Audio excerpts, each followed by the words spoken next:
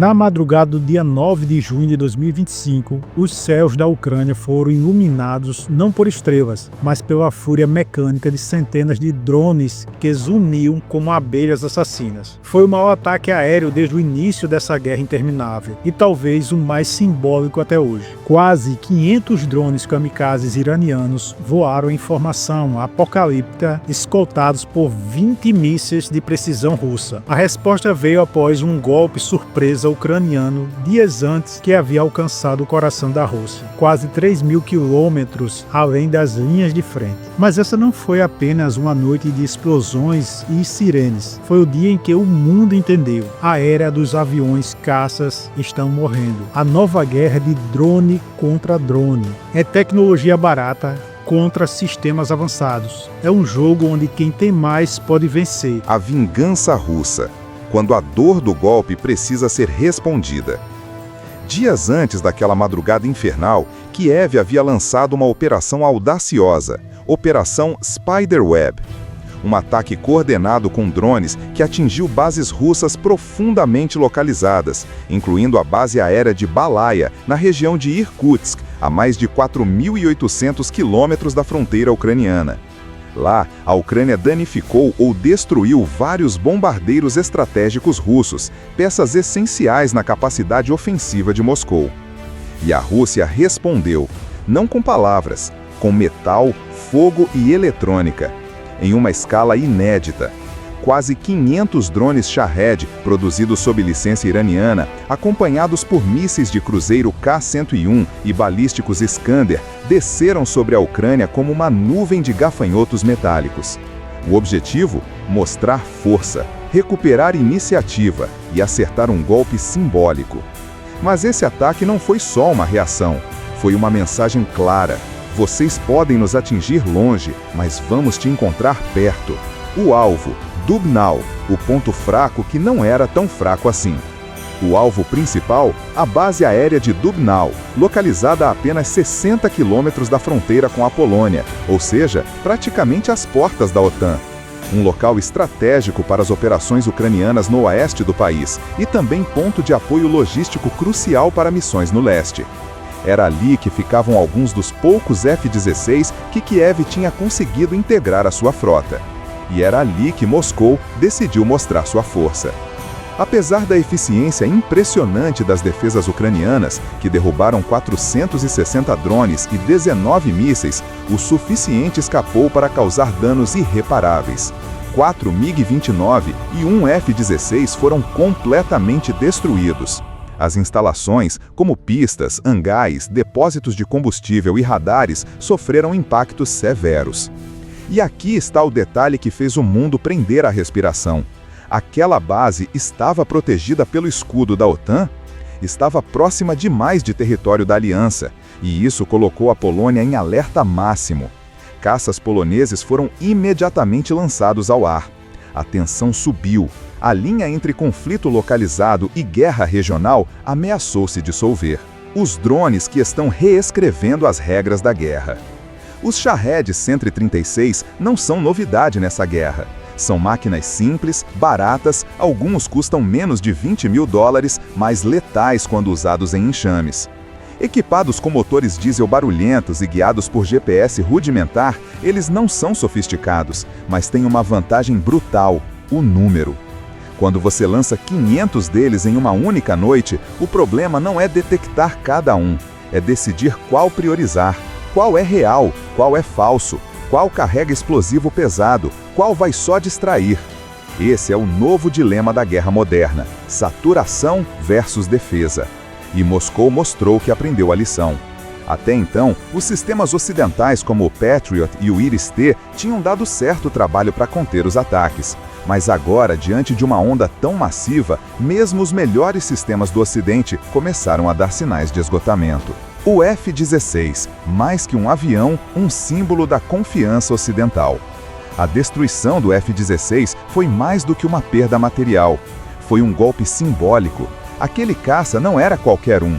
Era um símbolo da parceria entre Kiev, Washington, Berlim e Oslo. Era a prova de que a Ucrânia estava sendo equipada com tecnologia de última geração. Era a cara da esperança.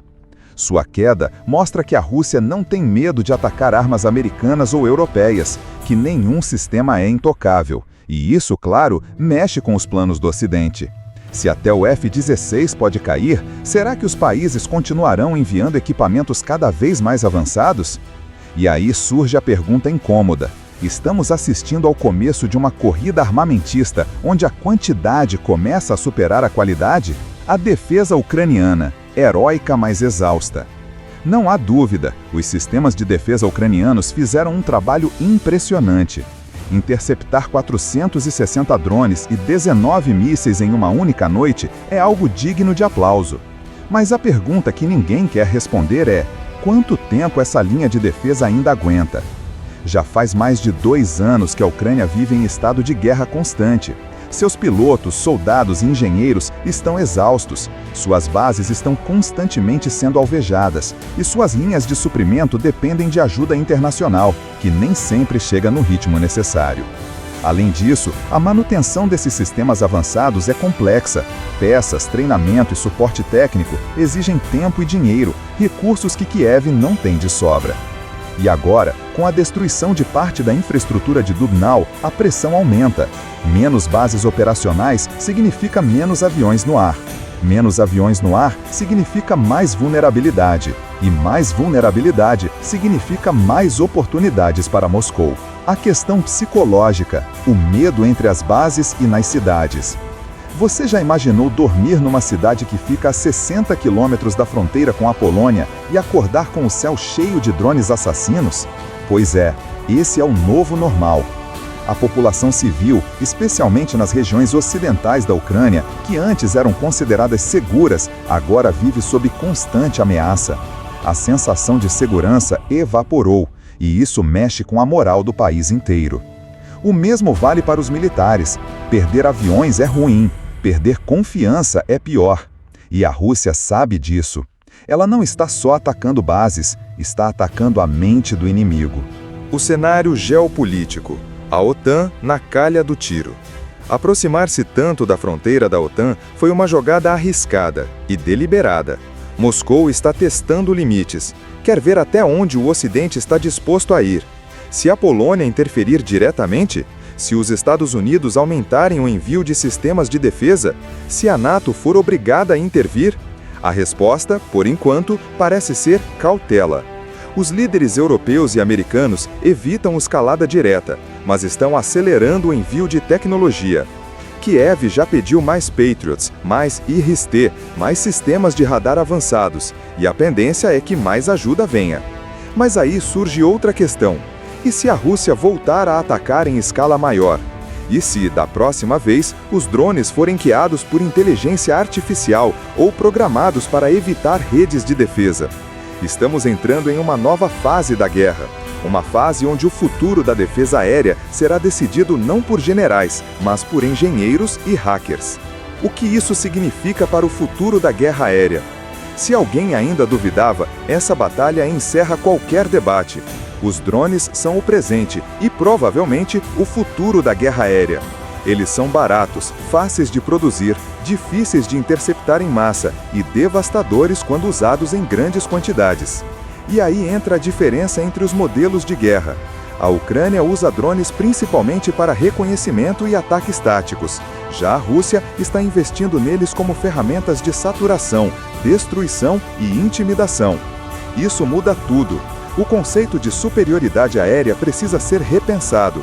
Aviões caros e pilotados podem estar perdendo espaço para máquinas descartáveis, controladas à distância ou autônomas. O custo humano. Quanto tempo isso pode continuar? Por trás dos números, das estatísticas e dos mapas estratégicos, há um custo humano que ninguém quer falar. Cada drone que passa despercebido é uma vida ceifada. Cada avião derrubado é um piloto morto ou ferido. Cada base atingida é uma família sem pai ou mãe. A guerra não tem fim à vista. E quanto mais ela avança, mais ela consome recursos, corpos e esperança. E a pergunta que todos deveriam fazer é: até onde vamos permitir que isso continue? O próximo capítulo: o que esperar daqui para frente? A resposta russa foi poderosa, mas não foi definitiva.